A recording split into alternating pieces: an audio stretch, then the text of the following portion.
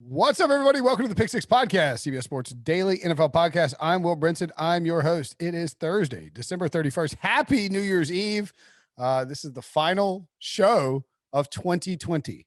And joining me to break down the Week 17 DFS slate, the weirdest slate of the year, really, and the biggest slate of the year because every single game is on Sunday and only one is on Sunday night, the great Frank Stampfl. Frank, what's up, buddy? I don't know that I would label myself as great, but I do appreciate that, Will, and it's definitely an interesting slate, massive one that you mentioned, and most people are not playing in season-long leagues at this point as well, so I think that we're going to get a few of those stragglers coming over to DFS, so it really is, from all accounts, going to be a massive, massive DFS Week 17. Yeah, they've got a ton of contests out there. It looks like the Millie Maker $20 entry up to 176,000 people in it, and they've already got over 20,000 people who have joined as we're recording on like Wednesday afternoon. So you would anticipate that fills up probably before.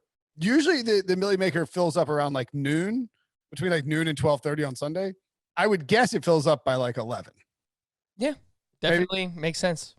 Yeah. Well, let's review real quick. By the way, we're going to do position by position this week instead of the usual game by game, but we'll obviously cover all the games that you need to worry about. Any thoughts on last week's slate, Frank? Last week was interesting. I think some people were on Mahomes, and he obviously did not come through. I mean, that game in general really did not come through. Kelsey just continues to get it done, but outside of that, I had a few GPP lineups with Mahomes and Hill together, bring it back with Ridley, and Ridley was just adequate. We're getting to this point with Ridley where his salary is so high that he really needs to have like these massive, almost near Devontae Adams type games for him to pay off, and I just don't know how probable that is to happen. So we'll talk about Ridley a little bit later on, but I thought that game was a bit of a letdown. Bit of a letdown? Yeah. It was a massive letdown. It was a letdown. If you faded, I mean, Chiefs Falcons was the easiest under of the week. There wasn't a ton of scoring. Mahomes didn't look great. Matt Ryan was his usual lethargic self. Ridley had a couple of big gains, but just wasn't targeted heavily. Tyreek Hill didn't do a lot. You're right. Kelsey smashes every week. Did he score like 84 yards and a touchdown? Maybe, is that right?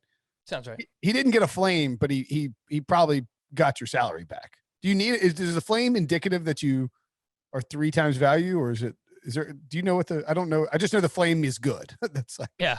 That's usually what I associate it with as well, but 3x probably makes sense. Yeah.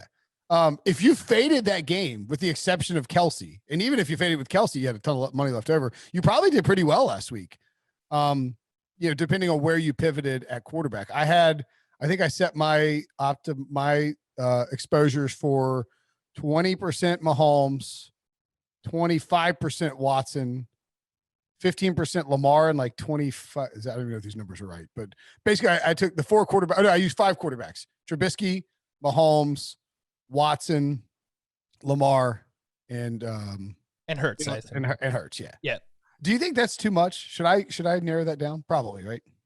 The thing is, we spoke about all those guys, and we were pretty excited about all of them, right? So, I mean, I was a little bit overexposed to Jalen Hurts, and even with a bad game, like he played bad, Will. Jalen Hurts was not good last week. Not good. Yeah. And he still had the fire emoji. Yeah. He still put up 24 DK points at 7K. He was 43% owned in the massive 25 double up, and he still paid off massive value just because of what he's able to do. Just a lot of volume passing, and then of course whatever he adds with his legs too. So even with like 3 turnovers, he still managed to give you value. So here's how I came to the conclusion I wanted to do 5 guys. I entered the 3-point stance, which is $33 a pop, and it's 5 up to max 5 entries. Now, do you think it was? I struggle with this, Frank, and I know we'll get to the slate in a second, but I do struggle with this. Like, if you do a tournament like that, or you do the max 3 entry tournament, do you think it's better to? And maybe there's not a right answer for this, but do you think it's better to go with 3 different quarterbacks in that tournament, or to go with 1 quarterback, 1 stack in that tournament and then variate around it? I think it's probably better to diversify, but I don't know that there is one correct answer to this. But I would lean towards diversifying and just maybe finding 3 different individual game stacks that you really like with bring back options, because there's just so much variance in football. Like, it just gives you more opportunities with just the 3 entries. Maybe going 5 was too much. I should have narrowed it down to 3 and then be able to, you know what I'm saying, and then say, all right, so like for Trubisky and Allen Robinson stack, I'm like, I'm just going to do one lineup with that. And if Trubisky and Allen Robinson hit, great. I'll probably got some nicer pieces around it because that's the cheaper option. And then maybe I do pick, Mahomes and Watson and do 2 Mahomes and Watson stacks, because I think that hurt me. I did. 3 of the 5 quarterbacks hit, but if you don't have all the pieces around it, and I cashed, I did really well last week, but I was like 10 points away from like a 5-figure cash. Yeah. But I feel like now if I had, maybe the move would have been to, because I really liked Watson. And the one thing I didn't have with Watson, this leads me to another question for you, and we'll get into the slate in a second, but I didn't even consider stacking Watson with David Johnson. And so I had Watson and Cooks, but I didn't consider adding that running back piece. And in hindsight, he didn't catch that many balls. Yeah. It was 1 catch. It was for a touchdown, but he ran the ball really well. I'm just curious. Do you think that's a stack that gets overlooked? It probably is, and it comes down to game total and individual team totals. But, if we do think the Texans are going to go off, and it was a smash spot for David Johnson, and he really he ran hot. It's not like he had a ton of volume last week. He really just got lucky and ran hot. The Bengals sucks. And he was popular last week as well. So, yeah, that's probably something. We have talked about that a little bit before. For example, like the Titans, when we say, like, when Derrick Henry goes off, the Titans have a chance of everybody going off. And we do bring that up at times, like just going straight, like Tannehill, A.J. Brown, Derrick Henry. And, it's possible. And we've seen it multiple times here where just all of those players hit. So it's probably something we should talk about more outside of teams not named the Titans. Yeah, agreed. And so those were, I did really well last week. I think I've tripled up, that's always take a triple up. But it was feeling going into the final stretch of the afternoon games. I was like 15 back of first place in the SPY, which is the $100 single entry. And I had Eckler, Gordon, and Dallas Goedert left. Eckler, Herbert had him open on an angle route and didn't throw it. He was definitely going to score there. And then Goddard got hurt, and the Broncos snuck Drew Lock on the 1 yard line on 1st and goal in the 1, which was extremely tilting. But I digress. Any other thoughts on last week's slate before we dive in? Nah, man, let's get into this, because this is a wacky one. It's robust. It's week 17. We don't know exactly what people are going to do. We're going to start, as we mentioned, position by position. We're going to talk quarterback. Mahomes, the most expensive guy, 8,400. Lamar Jackson, 8,000. A questionable Deshaun Watson, 7,700. Josh Allen, who is an interesting play because we don't know exactly how much time he'll get, 7,600. Kyler Murray says he'll play. He is questionable, 7,500. Aaron Rodgers, the Packers have to win this game, 7,400. Who are your top plays at quarterback this week, Frank?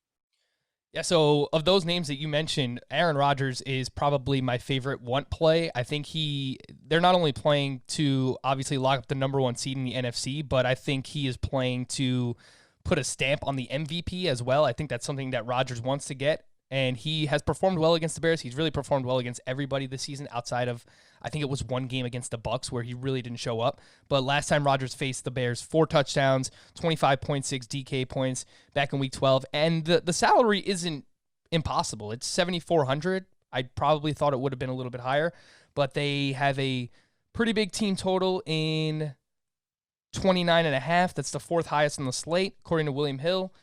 So yeah, Rodgers is probably the guy. Mahomes, I don't think plays.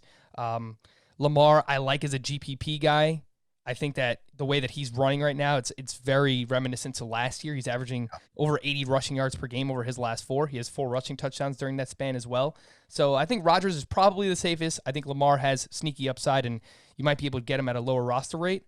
Those are probably the 2 that I like most. Josh Allen, I don't know how much he's going to play because they're basically locked into the 2 or 3 seed no matter what. The Steelers and the Bills are locked into the 2 and 3. Right. The Bills have said they want to play for home field advantage though. So, but I mean, Allen only played 3 quarters last week. Now he paid it off, so I mean, it's fine. Like he was great. It might not matter, and you could get him at a lower roster rate because of that. So we know what his upside is, but I do wonder, Diggs dealing with this foot, and he was still great last week too. Well, and don't forget too, Cole Beasley suffered an injury that might cause him to miss the Bills' first playoff game in the fourth quarter of a 30-point victory.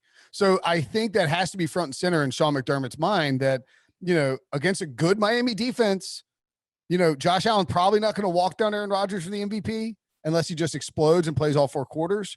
So I think of those top guys, you have to rule out Mahomes. I think you have to rule out Deshaun Watson as good as the matchup is. Unless we just I don't know if you have to rule him out. You can maybe no, you don't have to rule out Deshaun Watson because if his hand is fine, and I don't know if you saw it during the game, but he hooked it on a defender's helmet as the guy was coming behind him after he'd thrown the ball.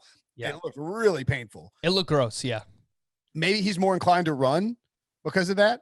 I mean, it's a great matchup against Tennessee, who has no pass rush and you can expose him deep. But I'd rule out Mahomes, Allen, Kyler. Russell is still playing for the 1 seed and has San Francisco. Tom Brady is locked into the 5 seed. Maybe he can go down to 6. Yeah, I mean, I think they want to play for that 5 seed because if they win that game, they would face the winner of the NFC East in the first round of the playoffs, and obviously that's pretty enticing. Yeah, for sure. Ben Roethlisberger should be ruled out because he's not playing. I'm just looking to see who else. Those are all the start. Jared Goff obviously don't play. He's out. I wouldn't mess with Matthew Stafford, who's questionable. We've seen David Blau and Chase Daniel come in for him at various times. So what about a value play for you? Well, I do want to just hit on the mid tier real quick. The other sorry, that's I did a bad job of that. No, you're good. Outside of Rodgers, I think let's set the floor at $7,000 for top plays.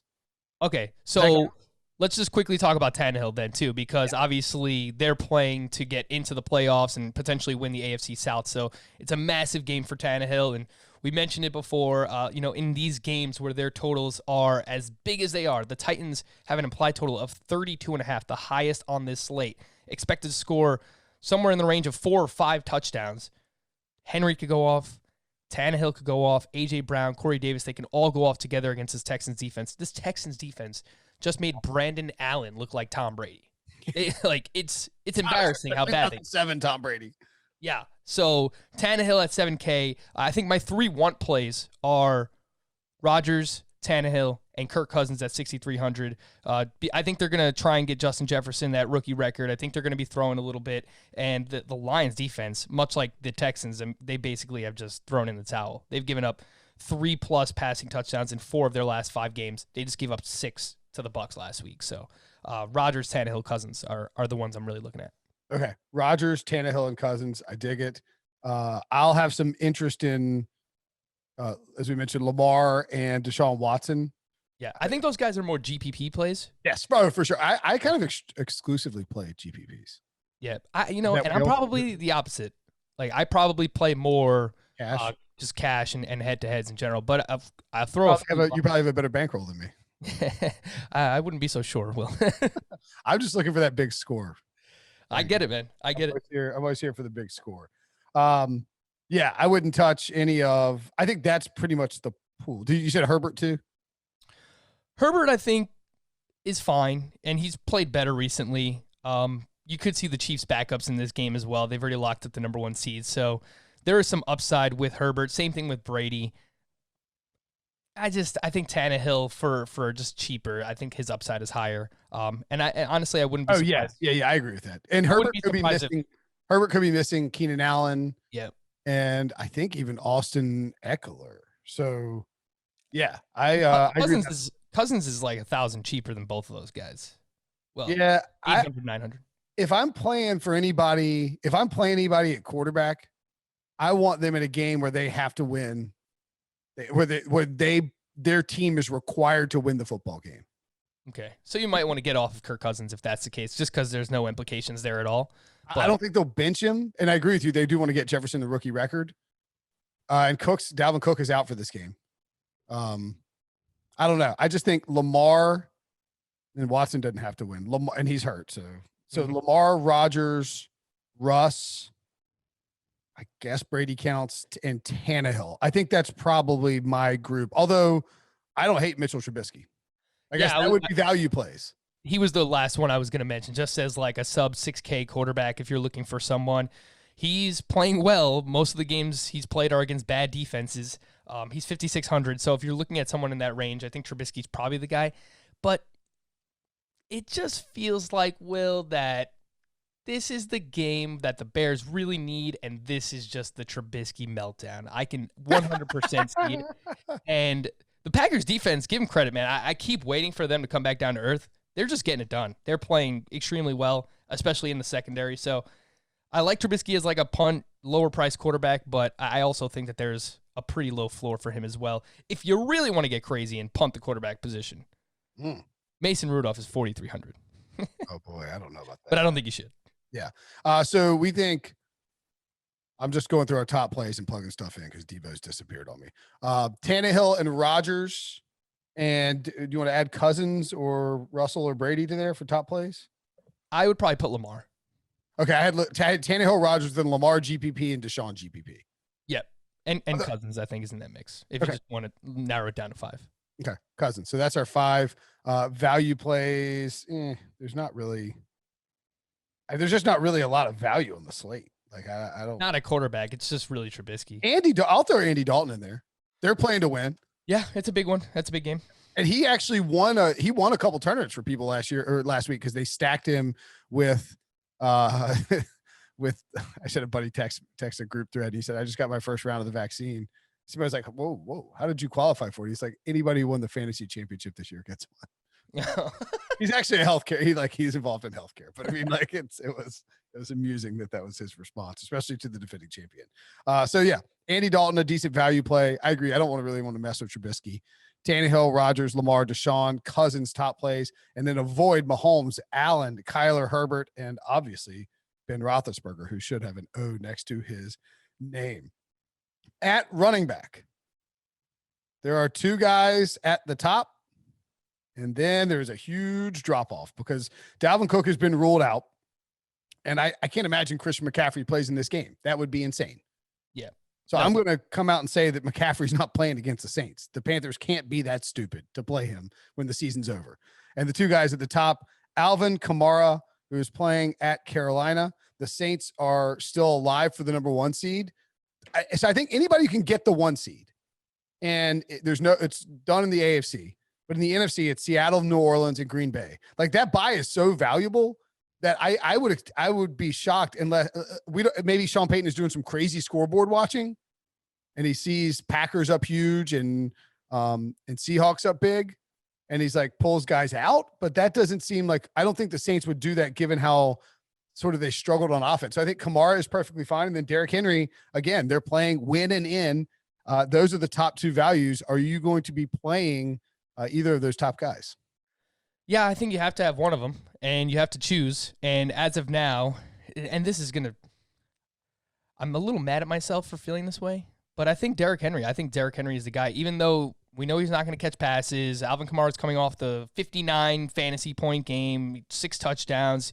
He's much more likely to catch passes, which is conducive to the PPR scoring format over on DraftKings. But I just think Derrick Henry, the last time he faced off against his defense, he scored 43 DK points in that matchup, and we know how bad the Texans have been all season long.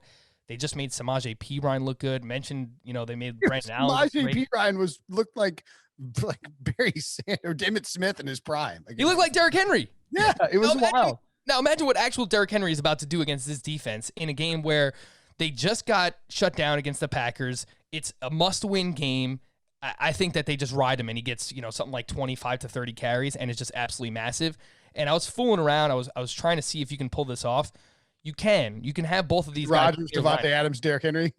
No, I mean, I didn't try that. I'm not that crazy, Will. But I tried both running backs, and it's doable. You have some other running back value that we'll get into. You probably have to use Trubisky at quarterback. You're going to spend down at tight end if you do it, and you're going to spend down at defense. But it's doable. But just realize you're probably not going to have anyone else over 6K in your lineup if you have both these running backs in.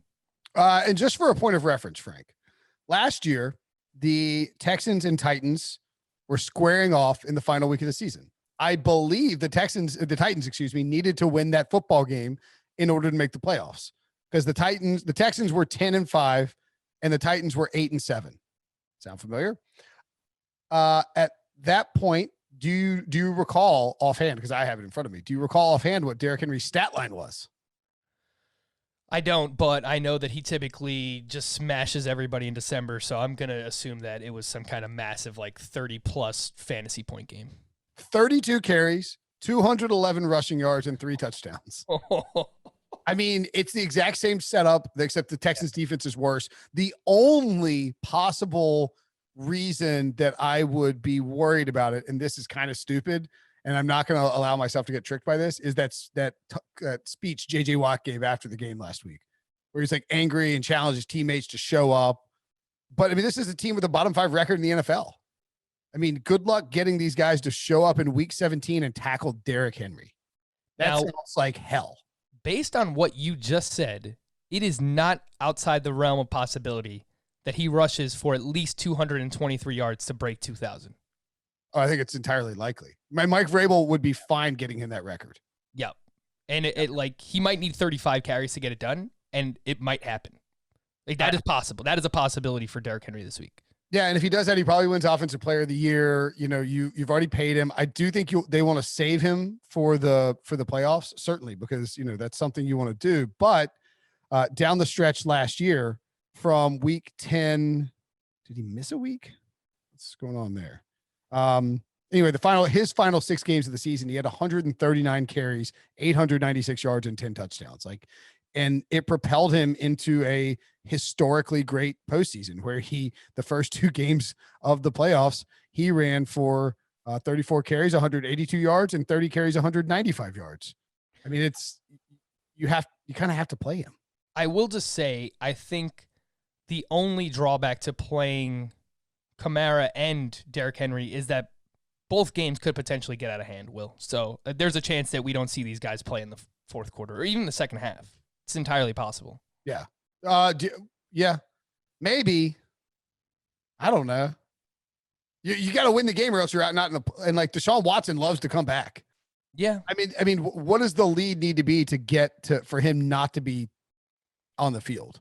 Probably 3 touchdowns. Yeah. 35-14. Yep. Derrick Henry scored. The Titans defense is bad too. So now, we could get some back and forth. Well, I mean, that's my thing is if you're Mike Vrabel, you can't tell Derrick Henry to put the coat on and sit it out. I mean, and last year against the Texans, he scored a 53-yard rushing touchdown to make it a 3-score game with 2:54 left in the game. 2 of his touchdowns came in the fourth quarter. Man, I'm trying to see if they ran anybody else. I mean, Deion Lewis had 1 carry. Jonnu Smith had 1 carry. They are a little deeper this year, so it's possible Darrington Evans gets involved, or is Jeremy McNichols still healthy? I think Evans has been the guy. Evans has been it wouldn't surprise me if Evans got a couple series in the second half.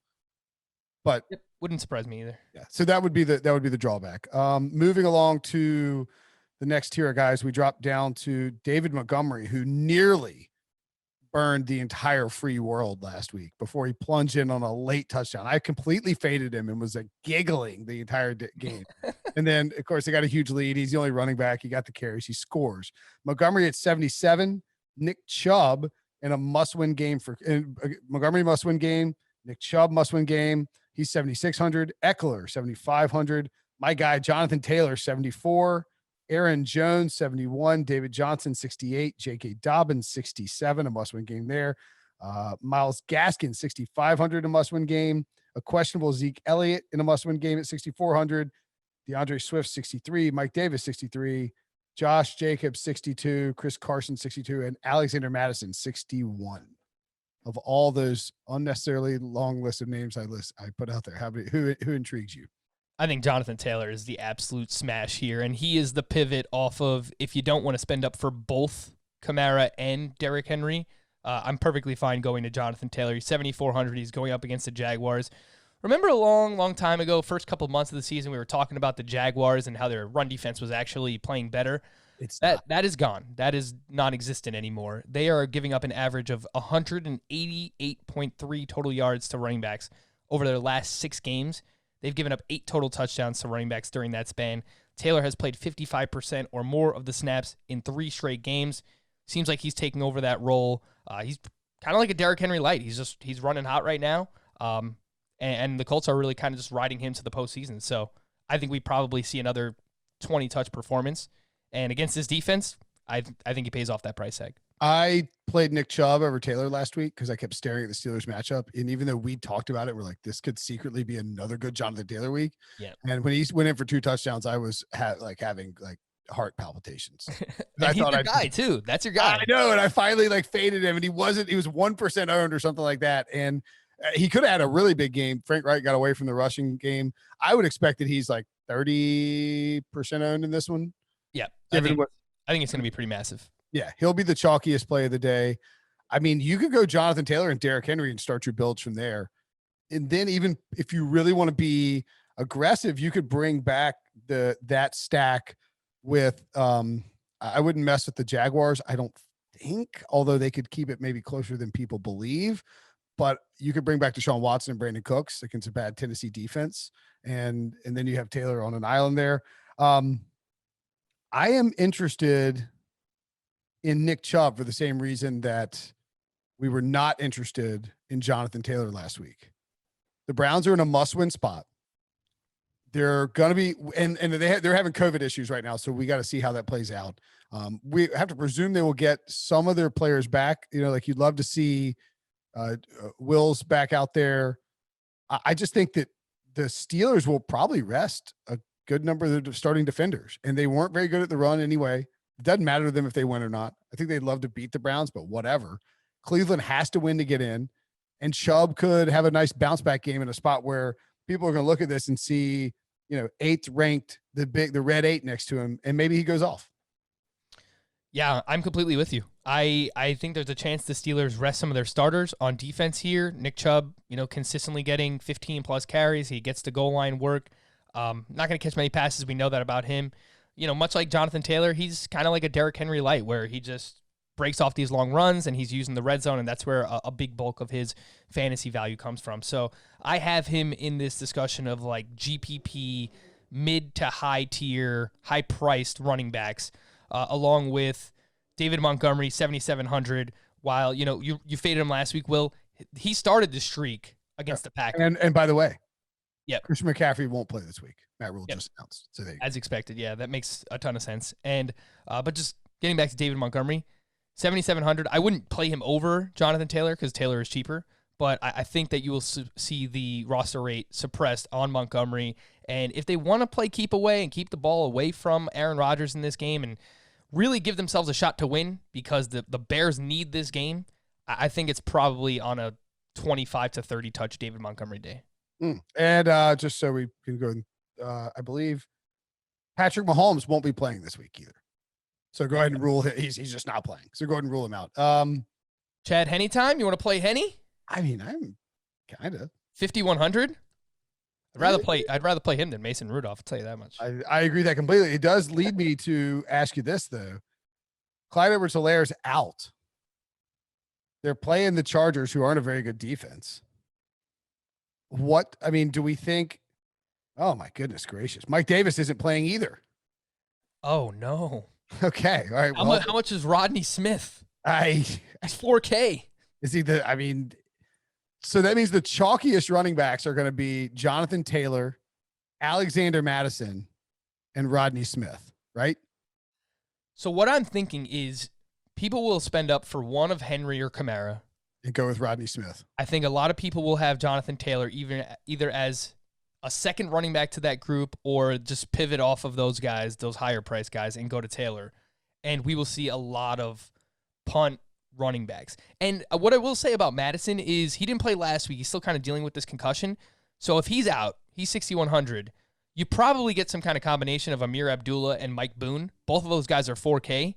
And get ready for it, Will. Amir Abdullah revenge game against the Lions inside of a dome. Let's get it. Oh, I can get down for that.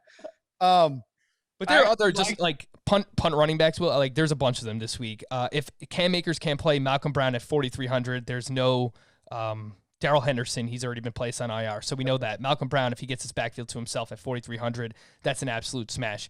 Pay attention to the news on the Chiefs. If they do not play Le'Veon Bell and they say Darrell Williams is going to start, 4,800, or if they say Darwin Thompson's going to start, he's that is a quintessential like baby Niles Davis week 17 Andy Reid special, because Niles Davis wanted people a bunch of money back in the day when he went bananas in week 17. Yeah, I mean, I think what we could see, Frank, is people. So now I think people could get off of Derrick Henry, go down to these cheaper running backs, because I mean the price is already set. They're going to load up on these cheaper backs like Rodney Smith and Niall Davis and Darwin Thompson or Darrell Williams. And once you do that, it unlocks your ability to go get Aaron Rodgers and Devontae Adams and then still get two more really good receivers. So yeah. I would guess that we might see could all of this news that, and it really isn't happening in real time as we're recording the pod, could it get Derrick Henry down to like 20%, 15 to 20%? Probably not. He'll be over 20. He'll be over 20 for sure. But I think you're onto something, because people now have to make decisions and they have to figure out, well, am I going to spend up for Henry? Am I going to spend up for Kamara, Jonathan Taylor? Because you can't play all of them with this running back value. You have to get some of this running back value in, whether it's one of these guys, two of these guys.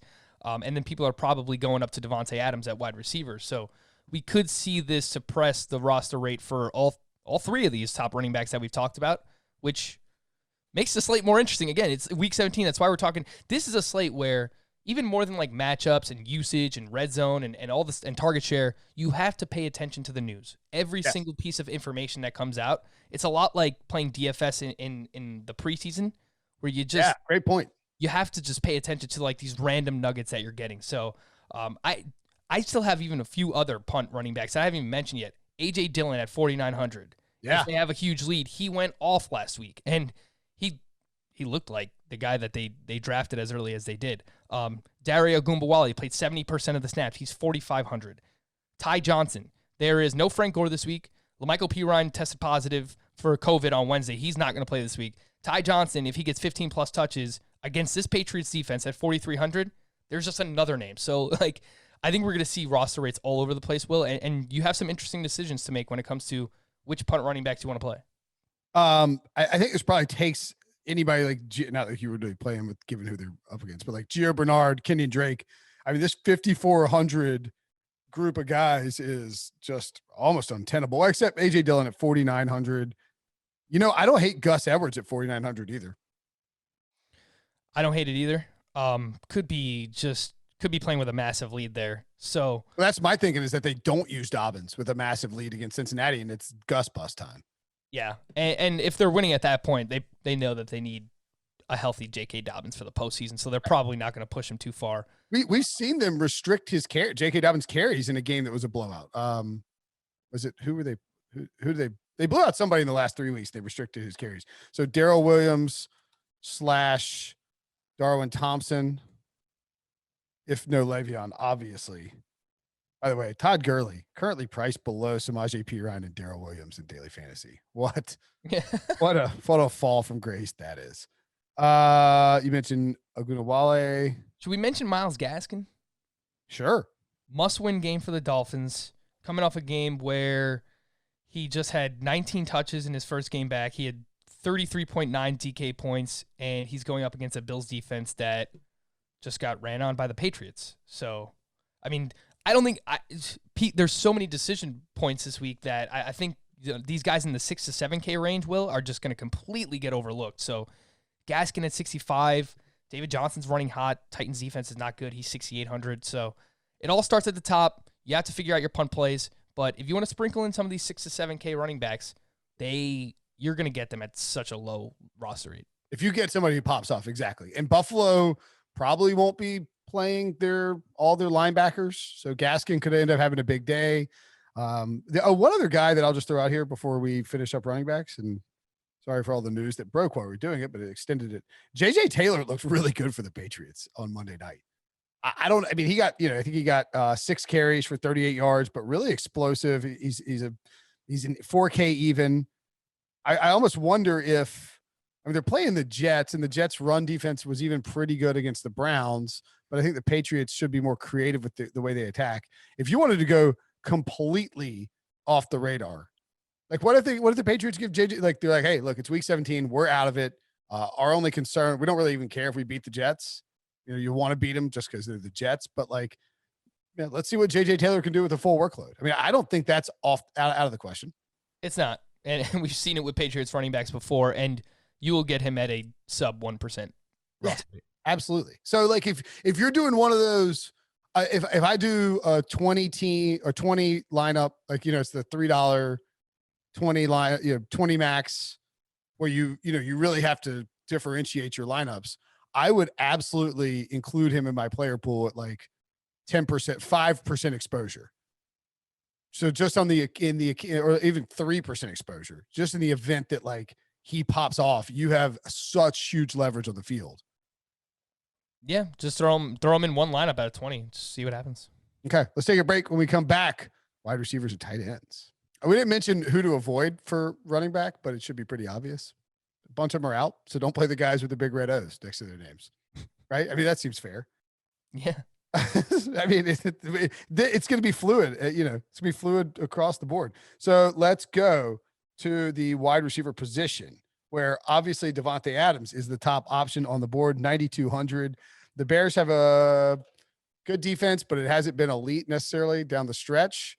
And if you're playing Aaron Rodgers, you have no choice but to stack him with Davante Adams, who is rolling along in absolute monster fashion. Yeah, it's just he only has eyes for Davante Adams, especially in the red zone.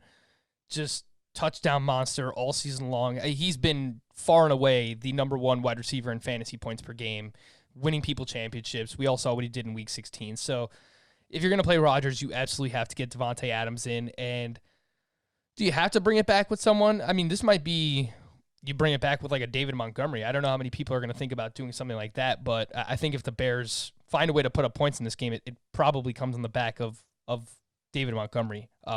Robinson, 7,700. It's not bad. The problem is Justin Jefferson is $100 cheaper. Yeah. And inside of a dome, massive team total. I talked up Kirk Cousins, the rookie record. I think Jefferson's in for a massive spot. I agree. They want to give him the numbers. It's a good selling point. The Vikings are a bad football team with a bad defense, and they need something to make sure ownership isn't, I mean, where in the offseason, you go to ownership, hey, say, look, not a great year, but Justin Jefferson broke Randy Moss's record. We got something cooking. Dalvin was awesome. Stephon Diggs, 8,100. I think you have to avoid Tyreek Hill, Stephon Diggs, and DeAndre Hopkins for injury and or rest purposes. I know the Cardinals are playing for their playoff lives, but we don't know how healthy Kyler Murray is. And that would be a concern for me with DeAndre Hopkins. Although I will say, plus he's going to draw Jalen Ramsey the whole game. Yep. I just don't know how you play those guys. DK Metcalf. Metcalf is 300. This is the lowest the salary has been. Yes, it is. Since wow. I mean, I'm scrolling since week 7. This is the lowest the salary has been since week 7. But do you know what happened after week 7? He played the 49ers and he went off for 12 catches, 161 yards, and 2 touchdowns. Yeah, that was that's a nice little 43 burger that he put up against this 49ers defense. So, yeah. Man, as a GPP target, DK, I don't think you're going to see the roster rate very high. And I'll just mention Adam Thielen because, I mean, obviously we're talking up Justin Jefferson. I'm sure many people are going to be touting Justin Jefferson this week. Thielen in the same game, in the same spot, inside of a dome with this massive total could actually potentially be a leverage spot. So, yep, I don't hate it. Okay. Anybody else? AJ Brown, I think, is a perfectly fantastic play. Yeah, I mean, definitely a GPP target for sure. I mean, the upside is massive. The floor, not as secure for someone at that cost. So probably not for cash games, but I mean, for any type of tournament setting, he needs to score massive. He needs to score and probably needs to score a long touchdown. You could do something with Adams, Brown, and Metcalf, which is just like an absolute like ceiling buster wide receiver trio, and then you go and grab these just dinky dunk running backs, toss them in there, hope that two of them pop. I think you can probably get Rodgers there. Yeah, and if not Rodgers, you get Tannehill. So either way, yeah, maybe you can go Tannehill there, and because the thing about Devontae Adams is if he has a pretty good game, like I think Tannehill can have a really good game without AJ Brown. You know what I'm saying? Like Devontae basically goes as Aaron Rodgers goes, or Aaron Rodgers goes as Devontae goes. Right. Right. So maybe the ceiling for Tannehill is even higher, especially if you have natural leverage off of Henry in that spot too. So you could go with a couple of cheap ass running backs. I don't know if you throw in AJ Dillon, like throw in. Yeah, I'm building it out right now. Rodgers, Ty Johnson, Malcolm Brown, Devontae Adams, DK Metcalf, AJ Brown. You have 3,400 left for your tight end, your DST, which is perfectly fine with sort of the Browns in at 2,500 going up against Mason Rudolph. Oh, that should be a fun game. Maybe you get smacked in the head by a helmet again. It's Mason Rudolph revenge game. It is. By the way, I wouldn't even sleep on the Jets at 2,300. We'll get to them in a second. But yeah, that's not a bad one. Tight end, Irv Smith. Yep. No Kyle Rudolph. And that gives you 3,900 for a flex. Oh, I got a 4,600. Oh, I went with Rodney. I went all the way down to Rodney Smith at running back for 4K. Very nice. I mean, you can make that work if that's a route that you want to take. And that is the ceiling on Adams, Brown, and Metcalf are all individually is so freaking high that if you can even get, I went like 25 combined points from those two running backs, you could potentially, that's how you win a GPP. I'm looking at the 4K. I mean, what you have available at this point, you can go any of the Vikings running backs if Madison is out. Your boy JJ Taylor. Lots of stuff. All right. So back to the wide receivers. This is somehow a DFS tangent. And you know what? If you didn't want to go AJ Brown, you go Corey Davis, who was smothered in the Titans' last matchup, but that's because he drew Jair Alexander because that's the side of the field he plays on. He's probably in line to have a much better game, and Tannehill loves looking his way. By going down to Corey Davis from AJ Brown, you save $1,000 there. So that's not too terrible. Brandon Cooks at 6,900. If you think that Deshaun Watson is healthy and will play the whole game, I like Cooks, of course. Michael Thomas out, Brandon Ayuk out. Any interest in the Tampa Bay pass catchers? I mean, Evans is on a roll right now, but the problem is the price is now up to 7,500, and he's right around names like Jefferson and Thielen and Metcalf, who presumably could have more upside just because they spread the ball out so much with the Tampa Bay Bucks. And I still kind of worry about them resting players in the second half of that game or whatever. So I'm probably not going to be in on the Bucks wide receivers. Okay. I don't think you can play any of the Steelers wide receivers. I agree. Just can't do it. Robert Woods. Oh, sorry. Go ahead. Robert Woods, 6,300. No Just Cooper Jared Kupp. Goff. Yeah, no Jared Goff. Who's the gentleman they have playing quarterback? John Walford. Yeah. AAF superstar. John Walford. Yeah. Runs the ball a lot, actually. He's actually kind of an intriguing. I don't think you can do it. He's 4,900. Bay offense. Interesting. Yeah. Marquise Brown. I tire of Marquise Brown. Yeah. He did catch an early touchdown last week, and I thought he and Lamar were going to be making some music. And then the way the game ended up going, they got the ball close to the goal line and just couldn't convert. T.Y. Hilton is at least intriguing at 5,800 against the Jaguars defense. He could have a big game. Amari Cooper at 5,800. I mean, sure, you can talk me into that. Or CD Lamb at 5,200, or go right back to Michael Gallup. Yeah, with the Cowboys, and I've said this about the Bucs the past couple of weeks, they spread the ball around so much that just give me the cheapest wide receiver of the three, and Michael Gallup is $5K and clearly has a good rapport with Andy Dalton. He just had a massive, massive game, and I had a few Gallup lineups last week that paid off in a pretty good way. So I would be willing to go back to Gallup at $5K. Yeah, he'll probably be more popular at $5K. But again, if we see people go down these cheap running backs, maybe they end up going with the big time receivers, and you get them for a fairly low roster rate. Mike Williams with no Keenan Allen would be interesting against KC. I don't know about T. Higgins this week. He was great. He was great last week after a slow start. any value plays at wide receiver for you? Yeah, I'll hit on a few of these punt options. Sterling Shepard, though, I just want to mention in that mid tier, 5,200 going up against the Cowboys in a must-win game for the Giants. We just saw Shepard have a pretty good game last week as well. Jamison Crowder at 5K. There's a lot of wide receivers in this range. Low 5K. Jamison Crowder threw a touchdown last week, caught another touchdown. Of course, the Patriots do not have Stephon Gilmore in their secondary. So, and we just saw, oh my God, what Stephon Diggs did against them. So, yeah. Crowder at 5K is someone I would be interested in as well.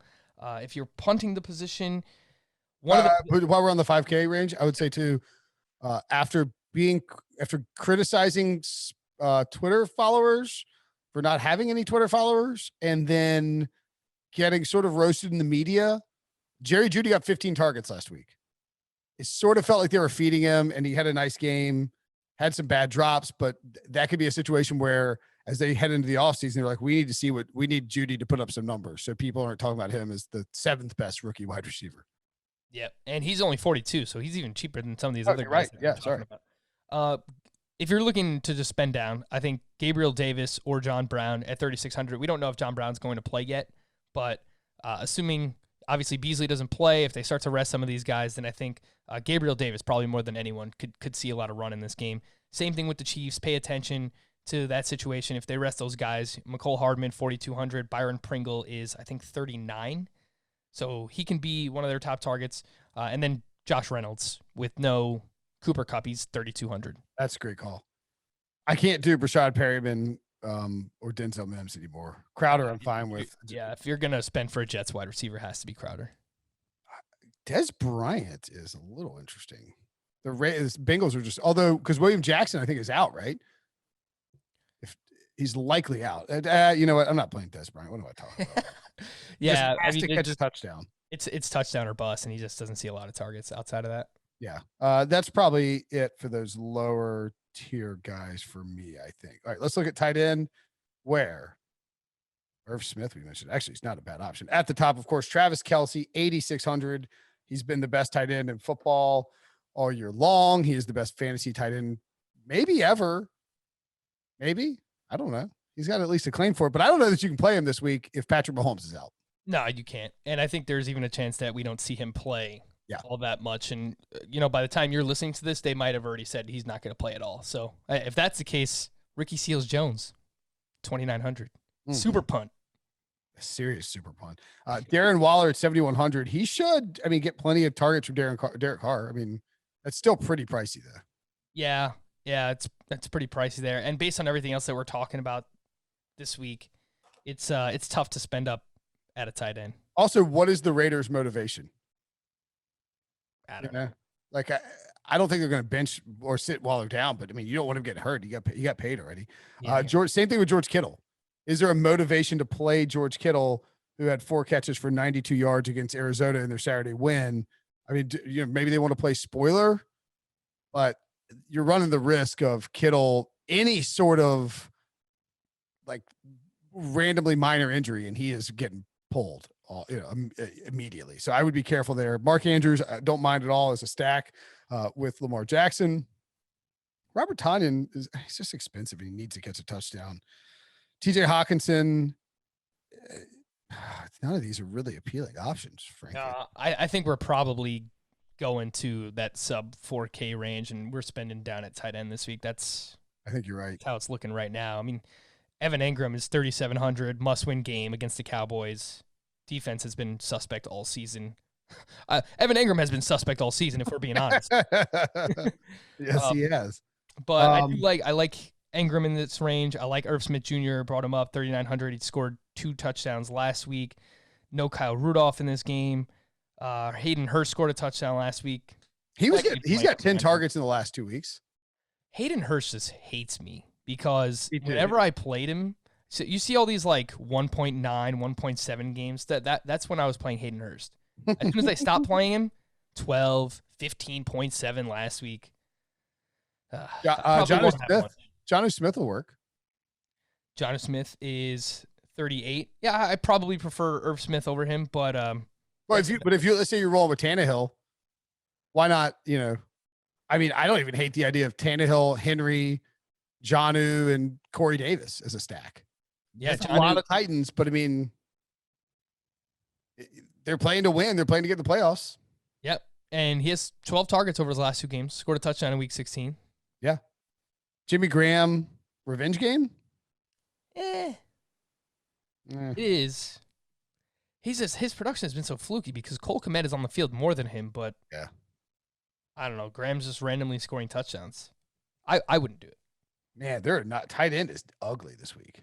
If Hunter Henry remains out, Donald Parham, I had a bunch of him last week. Yeah, so did me. Because he was min at 2,500. Didn't work out very well. Yeah, there's not a whole lot out here at tight end. So, I mean, I think I'm probably just going to load up on Irv Smith.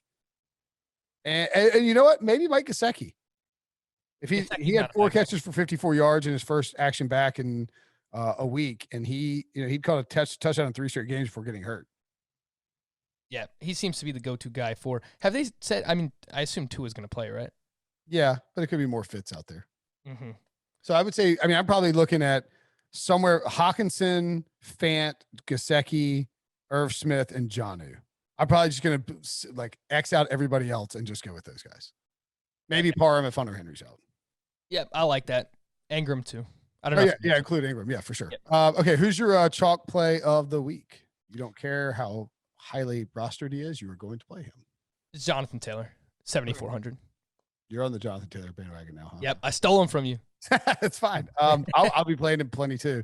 I'll take Derrick Henry. I mean, he ran the ball 32 times for 200 plus yards and 3 touchdowns last year in this exact same spot. Mike Vrabel does not want to miss the playoffs. Mike Vrabel gets to feed his bell cow, the guy who the guys that established the run refer to as the big dog, in a spot against the worst rush defense in football in a rivalry game that you have to win to get into the postseason. And while doing so, you actually happen to you stick it to one of your chief opponents because you beat them and they have to give away a top 5 draft pick. So, I mean, Henry, I know he's expensive. I know you got to work around him and it lowers your wide receiver stuff, but man, I mean, he could go ballistic in this game. He can break a slate like nobody else at the running back position. And if he goes off for 203 touchdowns and you don't have him, you're not winning a tournament. And you are also on Henry over Kamara, right? Yeah, absolutely. Okay. All right. I just want to make sure I'm not crazy. I think the Saints could scoreboard watch a little bit. Mm-hmm. And the matchups, I mean, the Panthers have nobody. So I think, in fact, I would even suggest there's a natural pivot towards Latavius Murray. What was he? We didn't mention him. I like Latavius Murray. Or maybe anyway, you give your super value play of the week. I'll look up what Murray is. I am going to go with one of the tight ends here. I like Irv Smith. He is 30, I believe he's 3,900. And he's playing well. So 3,900 at the Lions. I mentioned I like Kirk Cousins. I like this game in general. It's indoors. 9 targets last week for Irv Smith, 2 touchdowns. I'm in 3,900. Okay. Latavius Murray. By the way, this is a Latavius Murray week because the Panthers rush defense is awful. Sean Payton will want to shorten the clock and get a win and be watching what is happening with Green Bay and Seattle. And because he's going to know whether or not if Green Bay's winning, he can't get the 1 seed. And at that point, I think it's just pull Kamara out, maybe get Breeze out of there, and Jameis hands off to Latavius Murray. We've seen him has against the Panthers last time, 11 carries, 47 yards. He does have that one monster game against Denver where they knew they could just stomp on their throats. 19 carries, 124 and 2. And last week had 12 carries for 72, even in that game where Kamara scored 6 rushing touchdowns.